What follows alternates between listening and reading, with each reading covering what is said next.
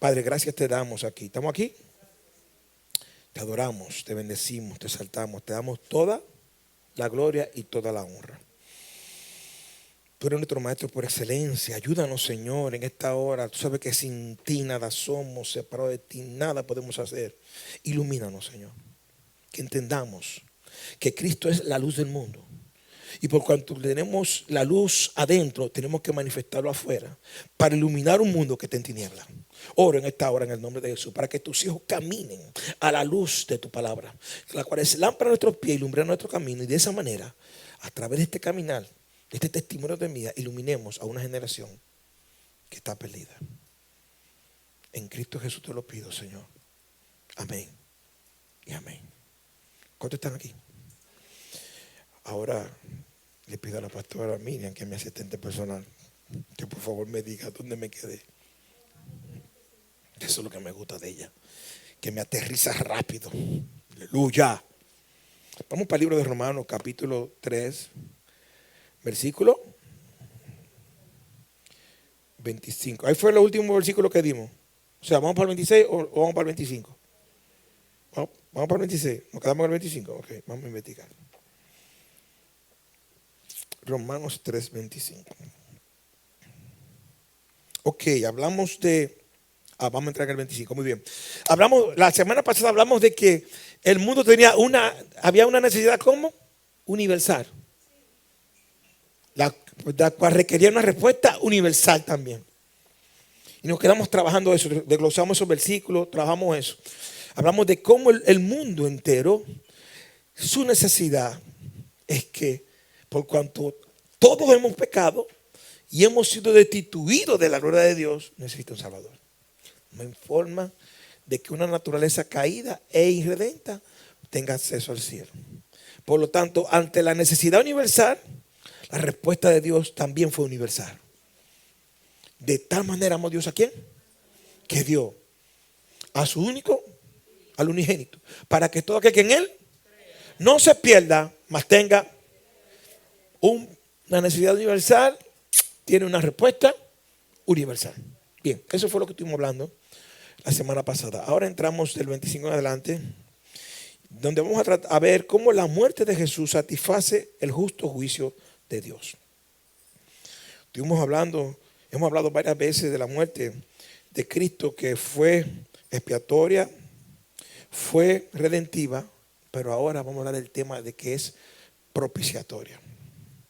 Y en uno de los discipulados trataba este tema, donde estudiábamos, no sé cómo fue que salió el asunto, que hablábamos que Cristo es el Cordero de Dios. No me recuerdo en qué discipulado fue.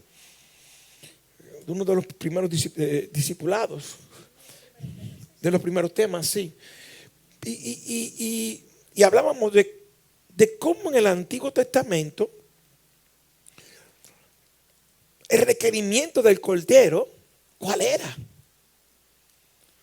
Debía ser ¿cómo?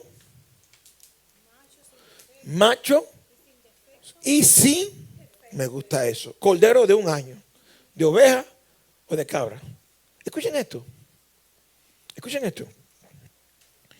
Y no sé en qué momento llegó el Espíritu y puso este pensamiento en mi mente, que solamente me decía, imagínate si Jesús se hubiera caído de una bicicleta. O si por si acaso se hubiera roto un hueso de un árbol, que se cayó porque estaba comiendo mango. Imagínate que trabajando en el taller, ¿qué es lo que hacía papá? Había clavo, había martillo, había serrucho. Imagínate que se clavara ¿qué? ¿Un qué? Un dedo. ¿Qué hubiera pasado? Dios te bendiga. Dios te bendiga, Cesarín. ¿Qué? Me gusta eso. Si no, porque si no te acabo. Es a palo. Te tengo el palo en la mano. Te conviene para no arreglarte bien. ¿Estamos aquí? Escuchen esto. Y el Espíritu me hablaba y me decía, no el Espíritu. Yo le decía al Señor, Señor, por entonces explícame cómo este niño, cómo este joven, aún hasta los 30 años, pudo vivir en esta tierra sin una cortadita en un dedo, sin que un pájaro lo picara, sin un guayoncito. Yo nada más decía, solamente me imaginaba yo hablando con Dios. La providencia divina y el trabajo de los ángeles. Dios te bendiga. Porque si el Jesucristo de la gloria le hubiera salido una verruga, hubiera pisado una botella en la playa. Eso estoy poniendo ejemplo imaginativo, pero es como para imágenes o tipos, o metáforas o similes, para que ustedes más o menos entiendan lo que quiero explicarle a ustedes. Amén. Imagínense automáticamente un rasguño, hermano, un rasguño. Una abeja que le hubiera picado. Dios te bendiga. ¿Usted está entendiendo lo que estoy hablando? No sé si ustedes me están comprendiendo lo que estoy hablando. O sea que hubo todo un plan desde la eternidad. Dios te bendiga. Amada. Entonces, para que la palabra de Dios se cumpla en el tiempo, la providencia es lo que trabaja. Escúcheme, la providencia divina es lo que trabaja en el tiempo para el cumplimiento de lo que salió de la boca de Dios. ¿Cuánto estás sintiendo su presencia aquí? Pues yo me estoy quemando. Escuchen esto. Cómo la providencia divina trabaja a favor para el cumplimiento de esta palabra. Pero quiero que sepa que también trabaja a favor de ustedes para el cumplimiento de lo que ha dicho de ustedes. Dale un aplauso fuerte al Rey, señores. ¿Están listos para recibir? Si la providencia divina operó para guardar a Cristo sin caída. Ay, Dios mío. ¿Cuánto no puede operar para guardarte a ti sin caída también? Da otro aplauso fuerte al Señor. Yo quiero que ustedes entiendan lo que el cielo está hablando en esta hora. Entonces, vamos a entrar en esta parte de ver cómo este sacrificio fue agradable a Dios. 30 años desde su nacimiento. Todo el cuidado. ¿Saben qué? No hubo una enfermedad en su vida. Nada. Perfecto. Sin defecto. ¿Se entiende lo que estoy diciendo?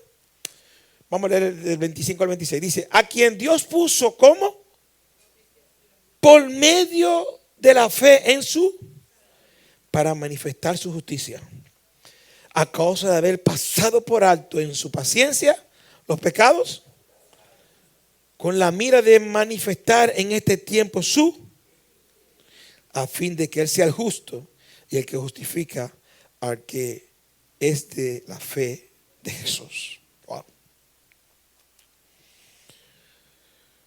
Dice, a quien Dios puso como propiciación. Jesús, el Cordero de Dios que quita el pecado del mundo. Aquel que por 30 años fue preservado. Solamente se le puso la mano en su cuerpo cuando llegó la hora del sacrificio. Ay, Dios mío. ¿Estamos entendiendo esto? Cuando fue llevado como cordero, ¿a dónde? Ay, Dios santo. En ese momento, a través de su muerte en su sangre, fue la propiciación. No solamente un sacrificio sustituto, sino un sacrificio que fue agradable, propicio, agradable, satisfizo todas las demandas del cielo. No. ¿Ustedes están entendiendo esto? La demanda que había sobre nosotros no era cómoda. Éramos hijos de ira. Y lo único que no merecíamos era la ira de Dios. Hermano, como le hablaba en estos días, Cristo pudo sustituir en la cruz, expiar por nosotros. Pudo pagar el precio de la deuda, redimirnos su sangre. Pero vean esto. Ustedes pueden tener gente que le debe y puede venir a usted otra persona que no sea el que le deba. Dice, mire, yo vine aquí a ver cuánto debe fulano porque yo vine a pagar la deuda. Y esa persona, usted dice, bueno, la persona debe tanto. Y esa persona viene a pagarle con lo que usted quiera. ¿Cómo usted quiere que la pague? ¿En dólares? ¿En libras esterlinas? ¿En oro? Págame en oro. Se la paga en oro. En oro se la pago.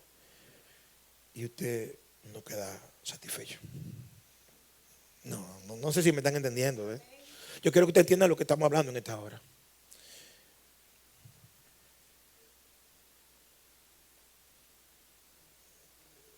No quedar. Hay cosas que nos suceden a nosotros, cumpliendo quizás toda la demanda y requerimiento de nosotros, y al final no quedamos satisfechos. Ay, no. ¿Usted está entendiendo lo que estoy diciendo? Pero este sacrificio no solamente cumplió con la de la ley, sino que satisfizo a aquel que demandaba el cumplimiento del mismo. Quedó satisfecho el Padre. ¿Saben qué? Nosotros debiéramos de caminar en esta tierra de manera tal que esté satisfecho con nosotros.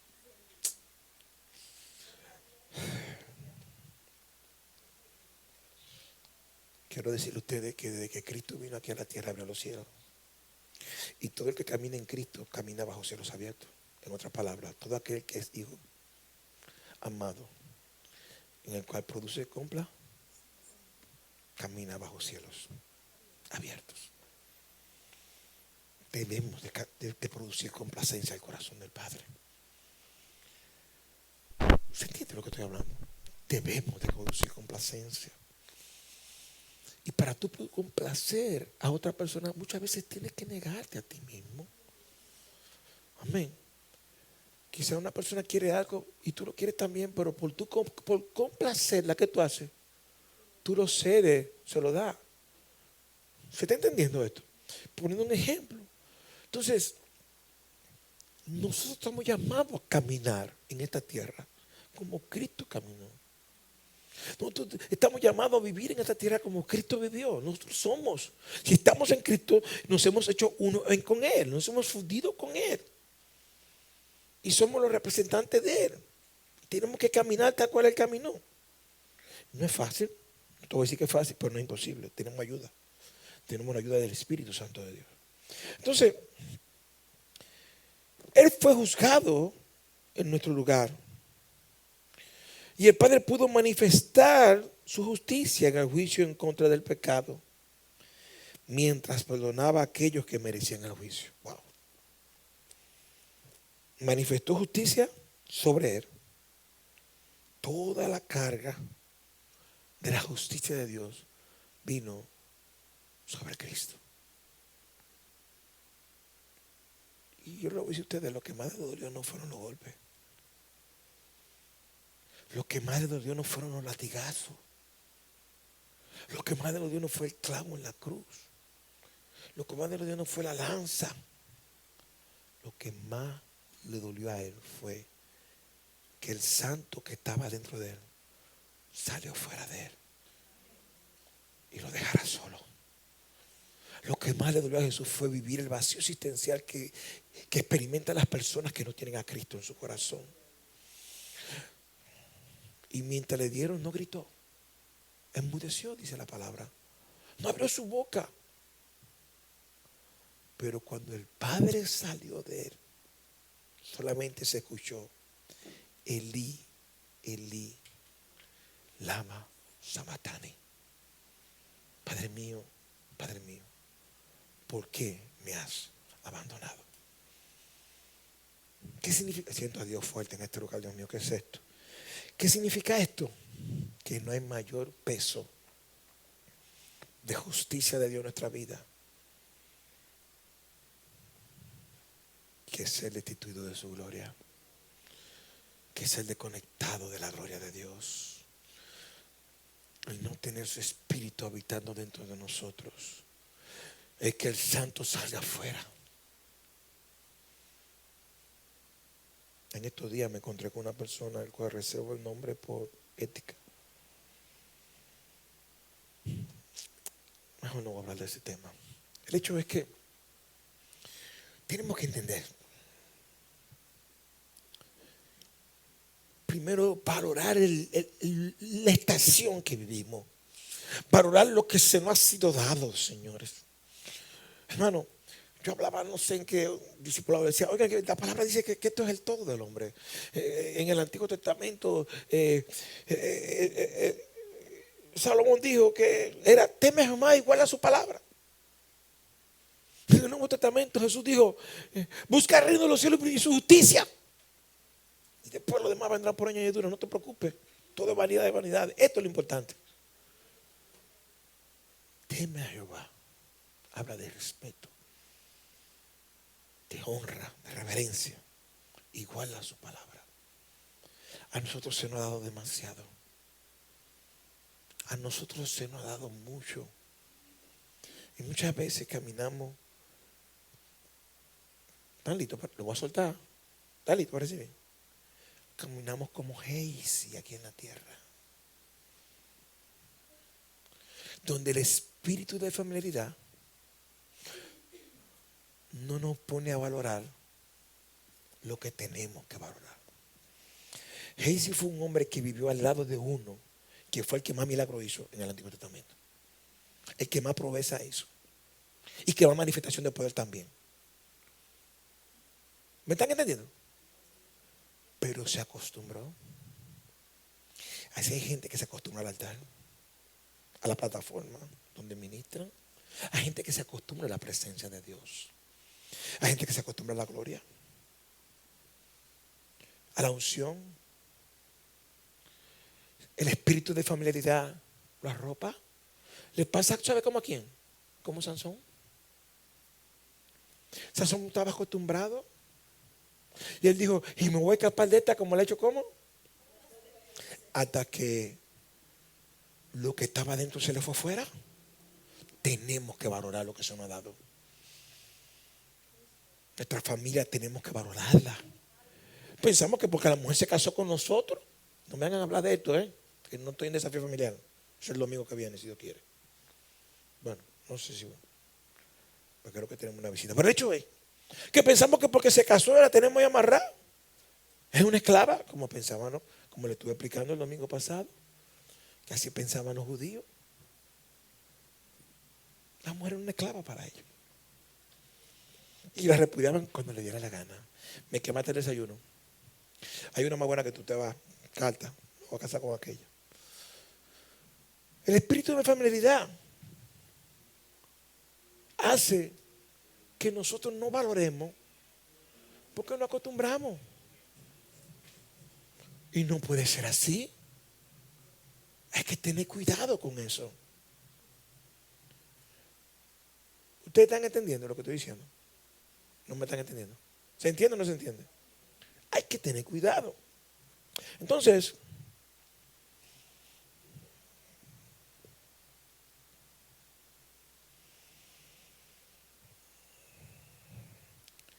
en el Antiguo Testamento, en el Nuevo Testamento, en la época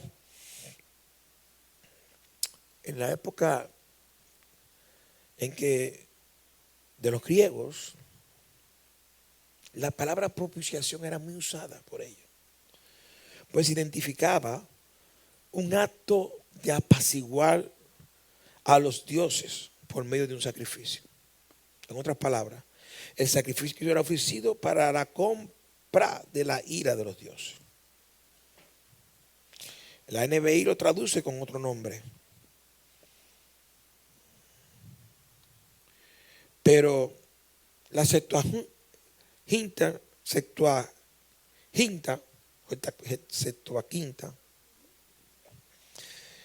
usa propiciación. La cubierta que cubría el arca del pacto, el propiciatorio, sobre la cual la sangre del sacrificio era rociada como expiación del pecado. En otras palabras, cuando vemos esta imagen del Antiguo Testamento, de lo que era el propiciatorio, nosotros podemos interpolarla o recrearla en el Nuevo Testamento y decir que Jesús fue nuestro propiciatorio. Amén.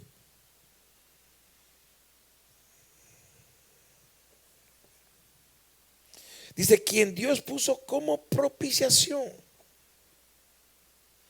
Esto muestra que Jesús de alguna forma apaciguó a un padre que no estaba muy contento.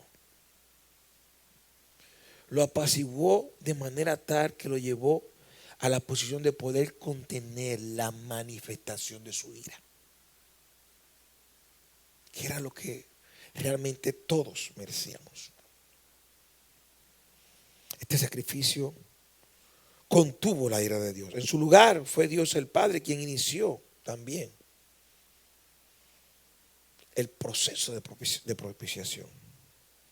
Porque dice, quien Dios puso. Por eso la palabra en Juan dice que de tal manera amó que dio el sacrificio, puso el cordero en el altar de sacrificio. Y es increíble cómo podemos recrear esto y ver cómo Dios nos ama. Porque si lo vemos desde el punto de Dios, Él mismo se sacrificó por cada uno de nosotros. Esto es muy fuerte. ¿Ustedes están entendiendo? El mismo Dios. Es como por cuanto, como dice la Biblia, por cuanto no encontré por quién jurar, juré por mí mismo. Por cuanto no encontré ningún sacrificio que me satisfaciera, me voy a sacrificar yo mismo. ¿Ustedes están entendiendo lo que estoy diciendo? Ese es el Dios que ustedes le sirven. Ese es el Dios que nos ama. Y ese es el Dios que le debemos temor, respeto, honra y obediencia. Obediencia.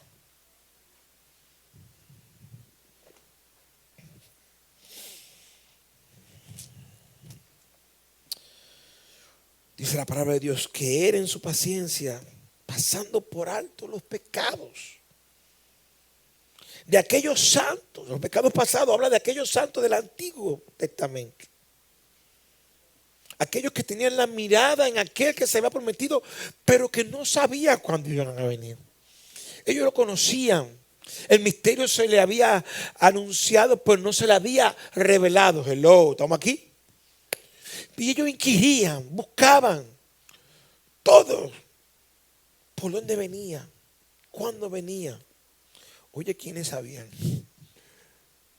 3 sabios del oriente. La gracia de Dios les reveló a ellos. Vayan. Es el tiempo.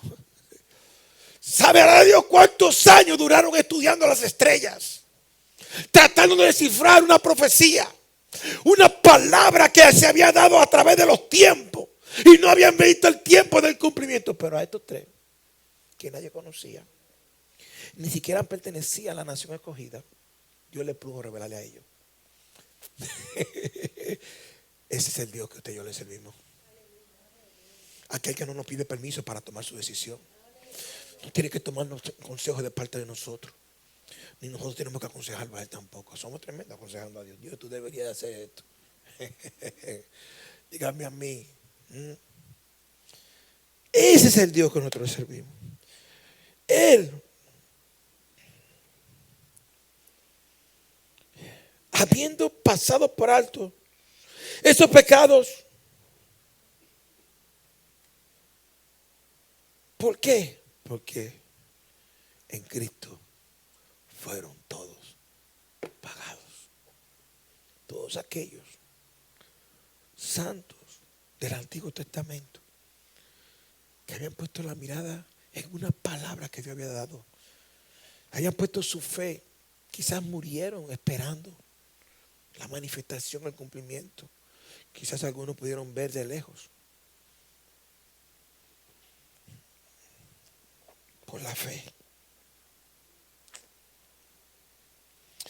La idea es que a través del sacrificio de animales en el Antiguo Testamento, aquellos que miraban en fe a la venida del Mesías tuvieron sus pecados cubiertos por un tipo de yo te debo promisorio.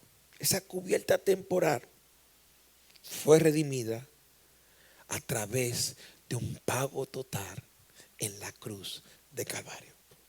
¿Se entiende? Ellos habían puesto la fe a través de algo que era una sombra, que era una imagen, que era una representación de lo que había de venir. Por tanto, La obra de Jesús en la cruz del Calvario liberó a Dios del cargo que Él pasó por alto del pecado cometido antes de la cruz en una manera leve. ¿Qué significa esto? Que estos pecados pasados fueron pasados, estos pecados pasados fueron pasados por alto, vaya la redundancia, pero en Cristo ya no se pasaron más, sino que fueron pagados, borrados y cancelados de una vez y para. Dale un aplauso fuerte a Jesús. De una vez y para siempre. Ese es el Cristo de la gloria. Y ese de Él es que tenemos que predicar. Yo no sé por qué predicamos tanto de nosotros. Nación santa, pueblo querido por Dios, linaje escogido. ¿Para qué? Para manifestar la virtud de aquel de las tinieblas. Es que todo se trata de Cristo. Dale otro aplauso, señores. Vamos a ver si lo aterrizamos. No se trata de otra cosa. ¿Usted cree que Él es poca cosa? ¿O usted cree que fue poca cosa lo que vino a hacer? Entiendan de lo que estamos hablando. Entiendan de su sacrificio. El cuidado de Él en el tiempo. Para poder ser un sacrificio propicio para Dios. Quizás quiso hacer muchas cosas, la cual mismo se frenó para cuidarse. Si voy y me caigo, si hago esto y me voy, yo tengo que caminar con prudencia, porque mi destino es ser un cordero. ¿Se está entendiendo lo que estoy hablando? Mi destino es ser un cordero. Y tengo que guardarme. ¿Se entiende lo que digo? Y no cualquier cordero. El cordero de Dios que quita el pecado del mundo. Debía de ser. Dios te bendiga.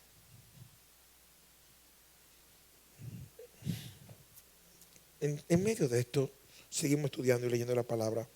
A fin de que Él sea el justo y el que justifica al que es de la fe de Jesús. Lo primero es que en la cruz Dios demostró que era un Dios justo. Su justicia demandaba un sacrificio. Y en el pago de Cristo, en su propio Hijo, Dios demostró su justicia al ofrecer al hombre la justificación. Justificación es un término legal. Es un veredicto legal de no culpable. Mientras permanece completamente justo. Debido a que al que peca, el pecado que debía había sido pagado en la cruz de Calvario. Justificación es un término legal donde se imputa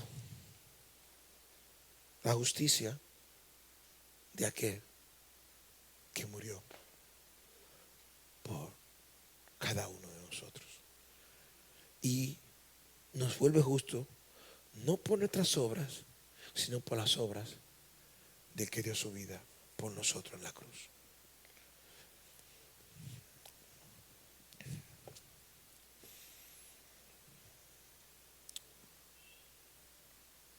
Es fácil de ver cómo Dios solo pudo ser justo. Simplemente manda a todo pecador culpable al infierno, como un juez justo. Es fácil ver cómo Dios solo puede ser el que justifica. Simplemente dile a cada pecador culpable: yo declaro un perdón. Todos ustedes son declarados no culpables. Pero solamente Dios pudo encontrar la manera para ser ambos: el justo y el que justifica. Él es justo, claro que sí. Todos nosotros no merecemos ir al infierno. Pero el que es justo también es el que justifica. El que nos dice no culpable. En Él.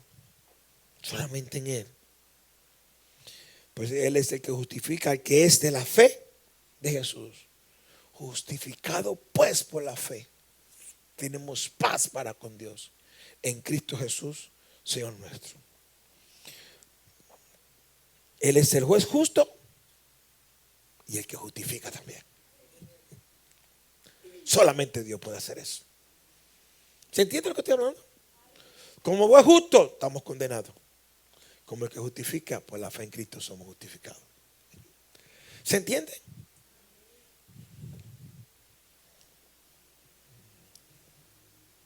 Por lo tanto, a través del sacrificio de Cristo Jesús en la cruz, aprendemos que Dios diseñó el dar la más evidente demostración de ambos, de la justicia y de la misericordia. De su justicia, porque requirió un sacrificio para el pago de la deuda. Y el de rehusarse absolutamente el dar salvación a un mundo perdido en cualquier otra manera que no fuera a través de ese sacrificio. Y de su misericordia al proveer el sacrificio el cual requería su justicia. El ejemplo de justicia y ejemplo de misericordia. Romanos 3:27, y con esto voy a cerrar. Dice: jactarse en la salvación que viene a través del Evangelio de Cristo Jesús queda totalmente excluida. El versículo reza de la siguiente manera: ¿dónde puede estar la jactancia? Queda excluida. ¿Por cuál ley? ¿Por la de las obras? No, sino por la ley de la... ¿Creen ustedes que la ley no tiene gracia, pero la gracia tiene ley? Conozcamos la ley de la fe. ¿Cuándo dice amén?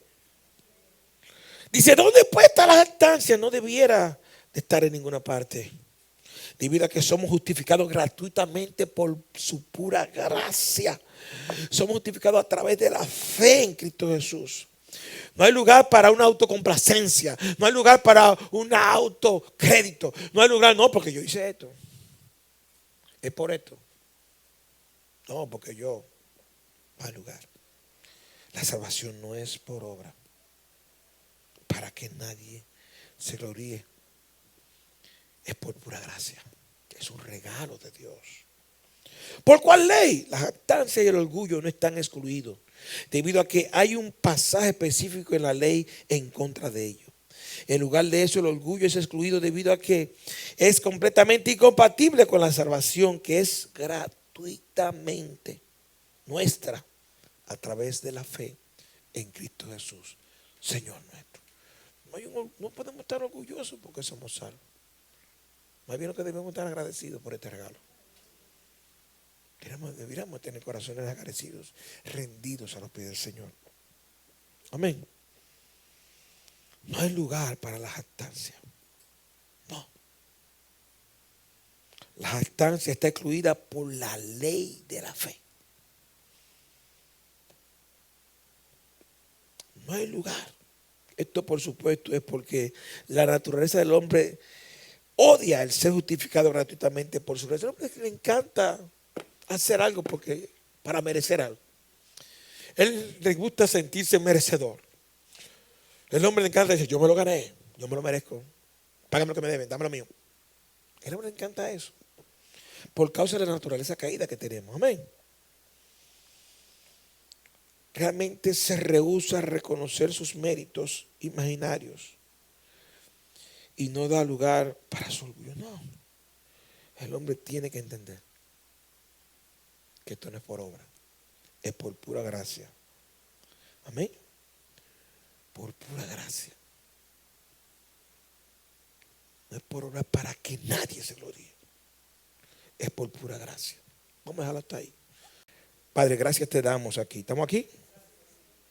Te adoramos, te bendecimos, te exaltamos, te damos toda la gloria y toda la honra.